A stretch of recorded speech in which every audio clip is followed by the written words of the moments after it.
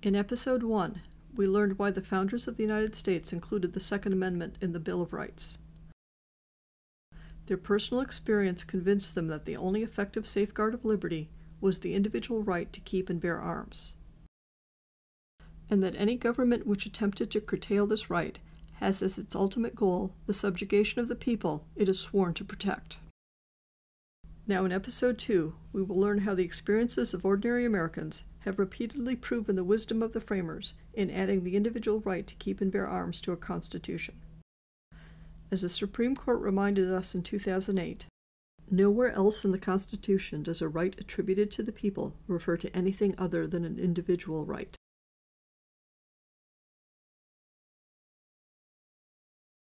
The constitutions of most of our states assert that all power is inherent in the people, and that it is their right and duty to be at all times armed. Thomas Jefferson. A review of contemporary sources reinforces the conclusion that the framers of the Constitution were guaranteeing an individual right to own and carry weapons when they included the Second Amendment in the Bill of Rights. First, let's look at the states. By 1821, 60% of the states had adopted Second Amendment analogs in their constitutions, which guarantee their citizens the right to bear arms and/or the individual right of defending life and liberty and protecting property. And by 1868, 80% of the states had such guarantees in their constitutions. Next, let's take a look at what constitutional scholars were saying. In 1803, St. George Tucker published the earliest commentary on the Second Amendment by a major constitutional theorist. He stated that Americans understood the right of self-preservation permitted a citizen to repel force by force when the intervention of society in his behalf may be too late to prevent an injury.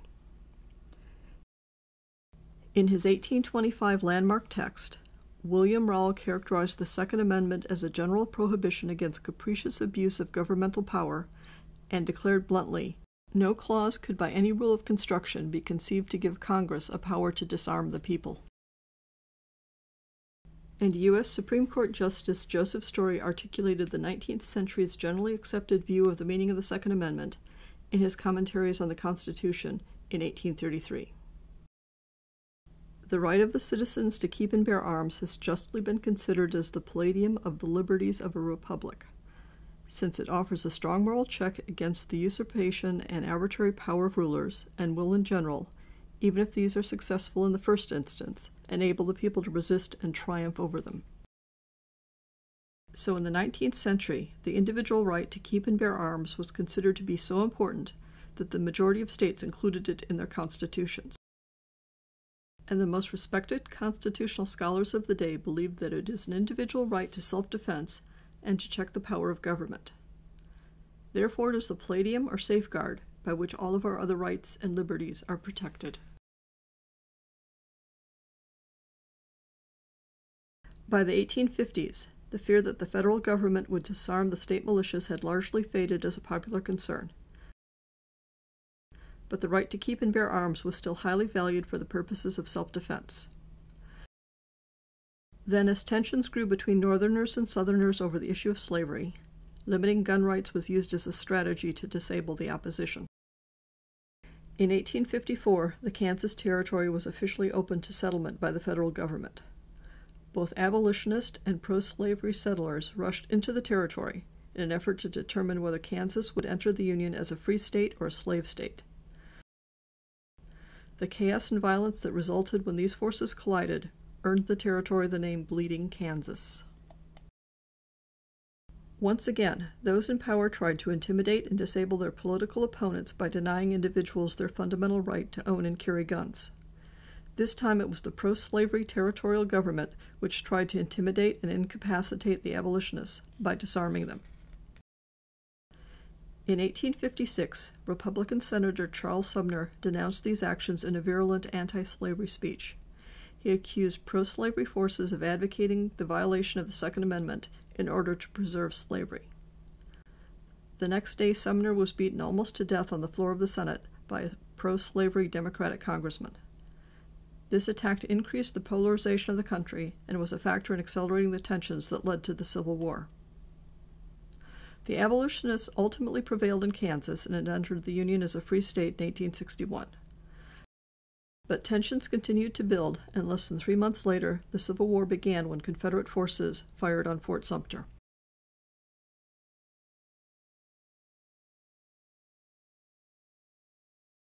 Disarm a community, and you rob them of the means of defending life. Take away their weapons of defense, and you take away the inalienable right of defending liberty. Thaddeus Stevens. Toward the end of the Civil War and during Reconstruction, armed groups throughout the South forcibly seized the firearms of newly freed slaves. These groups often consisted of ex-Confederate soldiers serving in the state militias. In 1865, the 13th Amendment made slavery unconstitutional. In response, Southern states passed a series of laws which attempted to return freed slaves to something like their former condition by, among other things, prohibiting them from owning firearms, restricting their ability to travel, and forcing them to enter into year-long labor contracts. Congress concluded that legislative action was necessary to protect the constitutional rights of African Americans. They enacted laws which guaranteed the rights of former slaves, including the right to keep and bear arms for self-defense.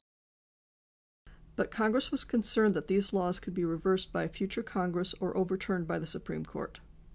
They decided a constitutional amendment was needed to fully protect the rights of former slaves. On July 9, 1868, the 14th Amendment was adopted. It prevents states from denying any individual their civil and/or political rights, or from curtailing those rights in any way. So in the second half of the 19th century, only the champions of slavery denied that the Constitution guarantees Americans the individual right to own firearms. Their tactics included using state militias and peace officers to forcibly disarm former slaves and abolitionists. Those who argued that the Second Amendment only guarantees a collective right as part of a state militia therefore argued that the people must continually run the risk of being the powerless victims of the government.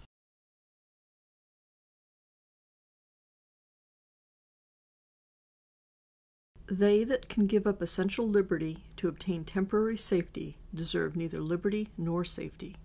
Benjamin Franklin. As time has passed and memories have faded, too many Americans have forgotten why the framers of our Constitution believed that the Second Amendment is the essential safeguard of liberty. The threat articulated in 1833 by Supreme Court Justice Joseph Story has become all too real. There is certainly no small danger that indifference may lead to disgust, and disgust to contempt, and thus gradually undermine all of the protections intended by the Second Amendment. Today, far too many people are willing to trade liberty for what the government tells them is safety, and therefore risk sacrificing everyone's freedom. The District of Columbia passed a series of laws which effectively banned handguns in the home and required residents to keep their lawfully owned firearms, such as registered long guns, unloaded and disassembled or bound by a trigger lock or similar device, rendering them useless for self-defense. The Supreme Court declared the handgun ban unconstitutional. Under any standards of scrutiny we have applied to enumerated constitutional rights, banning from the home the most preferred firearm in the nation to keep and use for protection of one's home and family would fail constitutional muster. The court also held the requirement that all firearms in the home be rendered and kept inoperable at all times was unconstitutional, because it makes it impossible for citizens to use them for the core lawful purpose of self-defense. The very enumeration of the right takes out of the hands of government, even the third branch of government, the power to decide on a case-by-case basis whether the right is really worth insisting upon. The court concluded that, whatever else the Second Amendment leaves to future evaluation, it surely elevates above all other interests the right of law-abiding, responsible citizens to use arms in defense of hearth and home. The city of Chicago passed laws which effectively banned handgun possession by almost all private citizens. And Oak Park, a suburb of Chicago, made it unlawful for any person to possess any firearm. The Supreme Court dismissed the municipality's claim that the Second Amendment didn't apply to state and local governments, ruling that under Section 1 of the 14th Amendment, a provision of the Bill of Rights that protects a right that is fundamental from an American perspective applies equally to the federal government and to the states. The court found both Chicago's and Oak Park's laws unconstitutional. Under our precedents, if a Bill of Rights guarantee is fundamental from an American perspective, then that guarantee is fully binding on the states and thus limits, but by no means eliminates, their ability to devise solutions to social problems that suit local needs and values.